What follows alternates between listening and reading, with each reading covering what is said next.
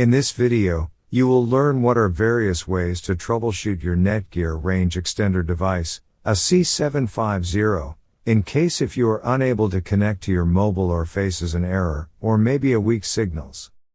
The first thing that you can do is try rebooting your Netgear range extender and your router. Second, if this does not solve the problem, then try factory resetting your Netgear range extender. Or set up your Netgear range extender again. The third thing that you can do is make sure that you are using the latest firmware version on your Netgear range extender. If you do not know how to update firmware, watch one of our videos on it. In case if you are still facing any issue with your Netgear range extender device, get in touch with our Netgear range extender experts for instant solutions.